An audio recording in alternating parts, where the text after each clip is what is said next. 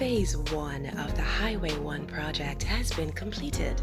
Residents, businesses, and the tourism industry in the area are all benefiting from the vastly improved, reconstructed highway services. On November 2nd, 2020, work commenced on the reconstruction of Highway 1. Paving on the last section of this highway was completed on Thursday, August 11th. I am pleased to report that the mission has been accomplished in providing vastly improved highway services for residents, businesses, and motorists who use this major stretch of highway every day of the year. During those 37 weeks, we lost approximately 5 weeks to inclement weather, 2 weeks for the closure at Christmas and New Year, 2 weeks for the national pause, and another 2 weeks as a result of the volcanic ashfall, a total of 11 weeks. The total productive time spent on this project was 26 weeks. All mill and pave works have been completed. The project manager will begin snagging during the next few weeks. Snagging is the process of checking building works and compiling a list of unsatisfactory or outstanding works to be done. There are some outstanding areas for footpaths to be completed, soil to be laid across from some footpaths, manhole covers to be raised in order to bring them flush with the road surfaces, and a few inlets for drainage to be completed.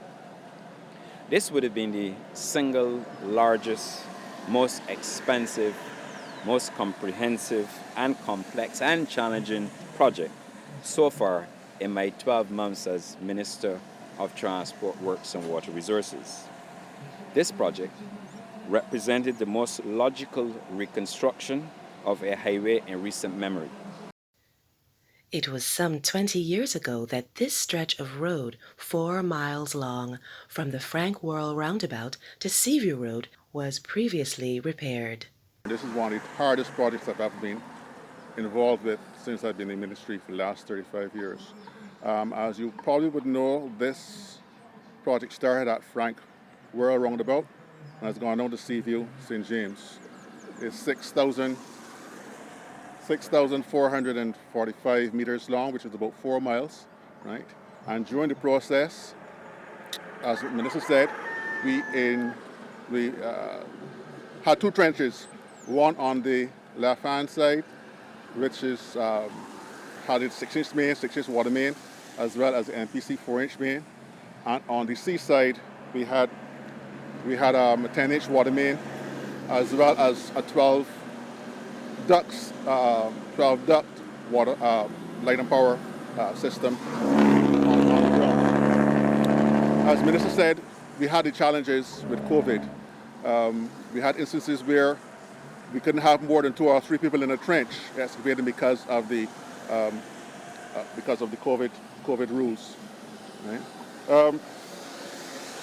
We had 103 manholes that had to be installed. Most of these manholes were 8 feet by 10 feet wide. We also had other challenges. During January, we had high water swells, so that meant that some of the trenches which had been dug got filled up with seawater that had to be removed. And we had a number of challenges, as I said, on this project. That notwithstanding, we were able to complete it substantially within 27 weeks. I want to here and now just thank all of the contractors who were involved, C.O. Williams, Arthur Construction, Ajax, Infra, and Jose for a sterling job that they did. I also want to thank the utility companies. Minister Edghill spoke about Emerson Gill. I also want to thank Ms. Andrea Edwards from MPC and was the holder from MPC, Jamal Brathwaite from Water Authority. I also want to thank them because without them and their cooperation, we could not have gotten this project completed in the space of time that it was done. Highway 1 now boasts 2 water mains, 2 gas mains, and the provision of underground electricity on both sides of the road. We fully intend to learn from the useful and eye-opening experience involving both natural factors over which the ministry had no control, rain and volcanic ash, for example, and the man-made ones, which will have to meet higher standards in the future from those providing goods and services, and all of which would have prevented the project from taking longer than intended and anticipated. On the other hand, I am pleased to advise that despite such hiccups, the project has been completed subject to snagging. The budgeted cost for the project was $15.2 million, and the Deputy Chief Technical Officer, Mr. Philip Tudor, who has responsibility for the project as project manager along with his team of professionals at the Ministry of Transport Works and Water Resources, will advise me at a later date of the total cost of the project. There are some culverts that were built in the 1930s and 40s, which obviously can't take the traffic loading that we currently experience.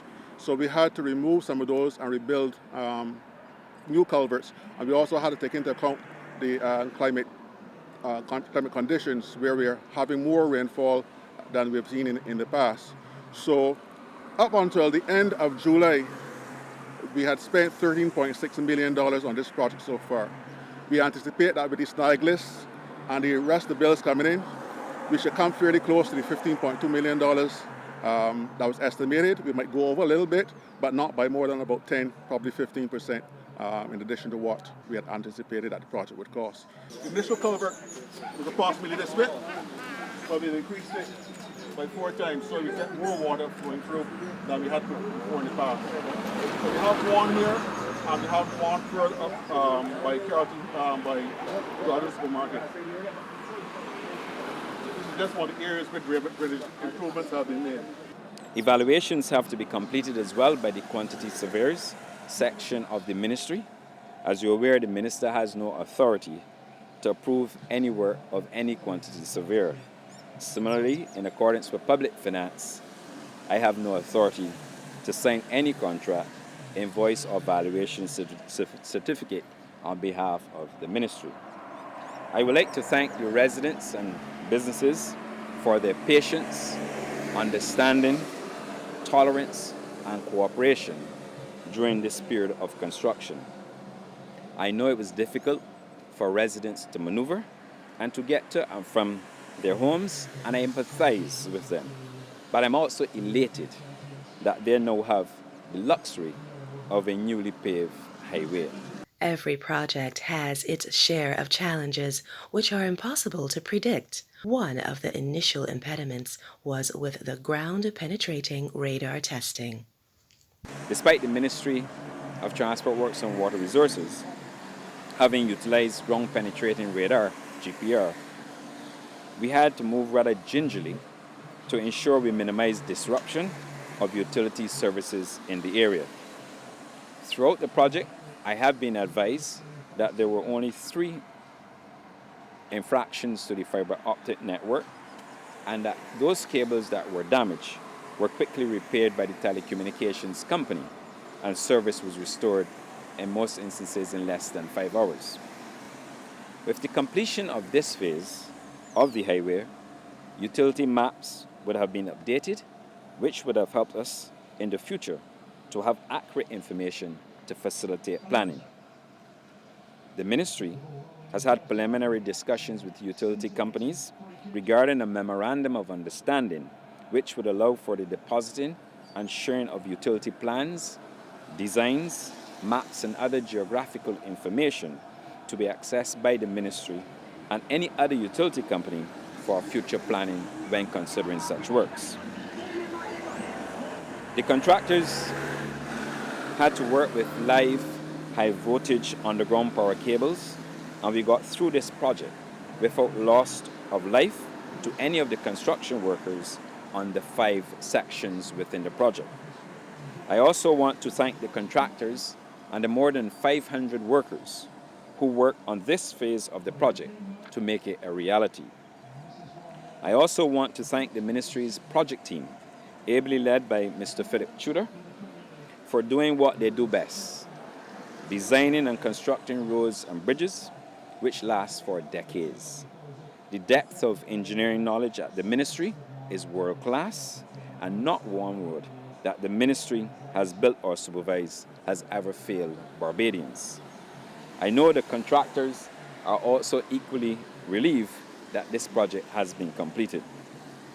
I would also like to especially thank Mr. Emerson Gill of the Barbados Light and Power Company, who did an exceptional job to ensure that the manholes, ducts, and excavation around underground power sources didn't compromise the job and didn't result in any injury or loss of life.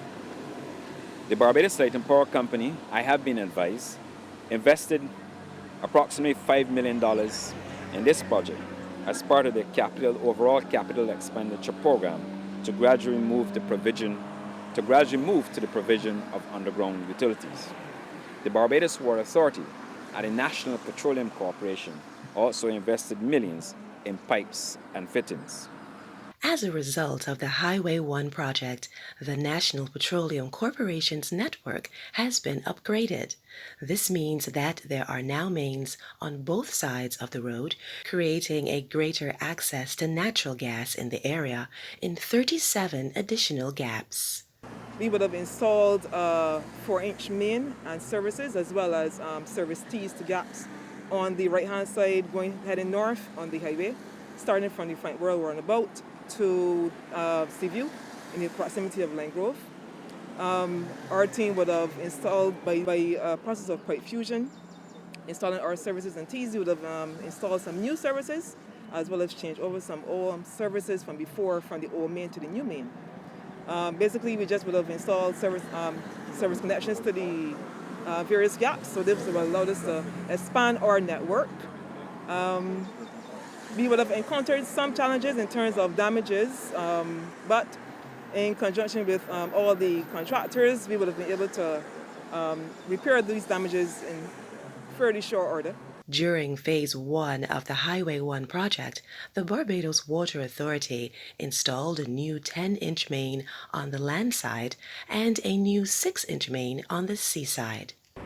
In so doing, we would have been replacing the 9-inch old cast iron main, which was susceptible to a lot of damage and bursts. We use the 10-inch main on the land side because the land side is obviously where most of the residences are, and the 6-inch main on the seaside.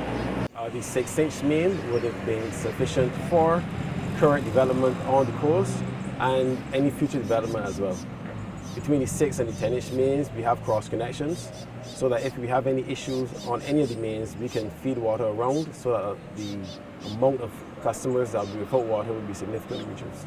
On a project of this magnitude, the valuable pearls of wisdom gained can be applied to future ventures. Going forward with similar projects, standard operating procedures in respect of how works are completed, how ongoing works are executed, such as leaving manholes and other excavated areas exposed, the control of dust, pollution on sites, and penalties for failure to adhere to such standards will be discussed. This project is another example of the government making significant capital investments to increase economic activity at a time when the private economy is yet to take off due to the constraints of COVID. My ministry, through the Deputy Chief Technical Officer's Operations Department, will be finalizing estimates to present to the Ministry of Finance for their consideration.